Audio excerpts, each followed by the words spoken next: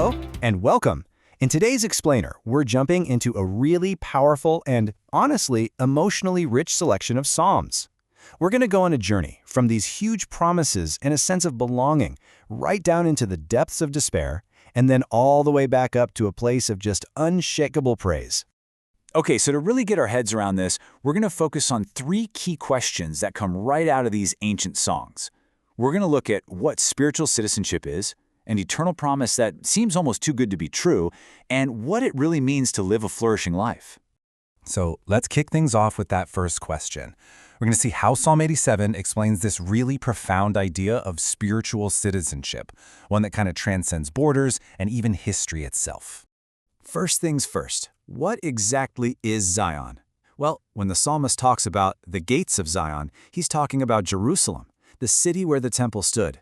But it's more than just a place on a map. It's a symbol for God's home, a place he loves more than any other. Now here's where it gets really interesting. Look at who gets mentioned here. Rahab, which is a poetic name for Egypt. You've got Babylon, Tyre, Cush. And get this, these weren't just friendly neighbors. We're talking about historical enemies of Israel. So this psalm is actually this incredible prophetic prayer, looking ahead to a time when even these nations would come to know God. So this is the crucial point. Being born in Zion has nothing to do with where you are physically born. It's all about a spiritual conversion. It means that people from any nation can become full-fledged citizens of this holy city, welcomed right into God's family with all the rights and privileges that come with it.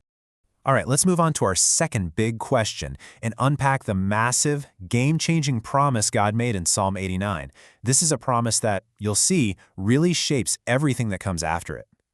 The psalmist, a man named Ethan, lays out this core agreement God made with King David. And I mean, just think about this promise, an eternal dynasty, a throne that would last through all generations. That is a huge, huge promise. And this immediately brings us to what looks like a major contradiction. Because if we look at the history books, the actual earthly dynasty of David, it ended in 586 BC. It lasted less than 500 years. So how can the promise of forever possibly be true? So how do we make sense of this? Well, this is where we have to shift our perspective. We have to see this covenant in a spiritual dimension. The promise wasn't just about a physical kingdom on earth. It was ultimately pointing toward the eternal reign of the Messiah, Jesus, who came from David's own family line. That kingdom is the one that will never, ever be broken. Okay, so after all of that hope about belonging and promise, Psalm 88 takes a dramatic, honestly a jarring turn. It pulls us right into a place of profound darkness and this feeling of just being completely and utterly abandoned. The psalmist holds absolutely nothing back here. He says he feels like he's already in the grave, just crushed by what feels like waves of God's own anger. His friends are gone, he feels like they can't even stand to be around him, and this isn't some new feeling. He says he's been suffering right at death's door since he was a kid. And that is the final line of the psalm. There's no hopeful turnaround, no final burst of praise. It is one of the most stark and, frankly, one of the most hopeless-sounding endings in the entire book of Psalms. You know, this ancient cry of pain brings up a very real and modern question for all of us. When everything feels dark and God feels a million miles away, what are you supposed to do? Well, the psalm itself actually gives us a clue in what the writer is doing. So even in this state of total despair, what is he doing? He's praying. He's crying out to God every single day. The very act of being brutally honest with God, of refusing to just turn away completely, that is itself an act of faith. It's waiting for help, even when it feels like none is coming.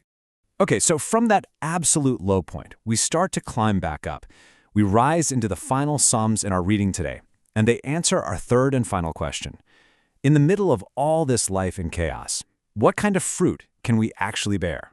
After the intense darkness of Psalm 88, Psalm 91 gives us this incredibly beautiful and gentle image of God's protection. It's like a mother bird sheltering her little chicks. Under his wings, there's refuge, there's warmth, there's safety.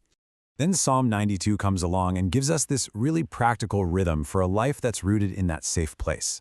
It basically says that praise is the soil where a righteous life can grow. It's about setting up a daily pattern of talking about God's love in the morning and his faithfulness at night. And this image right here, it just perfectly captures the result. I mean, think about a cedar of Lebanon. It's strong, it's enduring, it's always green. So those who are planted in God's house, who are part of that rhythm of praise, they're the ones who will lead these strong, fruitful lives. And finally, Psalm 93 makes the ultimate declaration.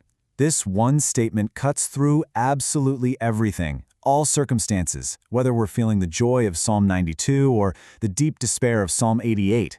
This is the bedrock truth underneath it all. You know, the psalmist looks at the most chaotic, powerful forces he can imagine, the thunder of mighty oceans, the crashing breakers of the sea, and he declares that God is mightier. His power and his reign are absolute. They're more powerful than any storm we could ever possibly face. So we've journeyed from this amazing promise of belonging in Zion through the absolute agony of abandonment and landed on the declaration of God's eternal reign. And it kind of leaves us with a final question to think about for ourselves. In the highs and the lows of your own life, what is your song?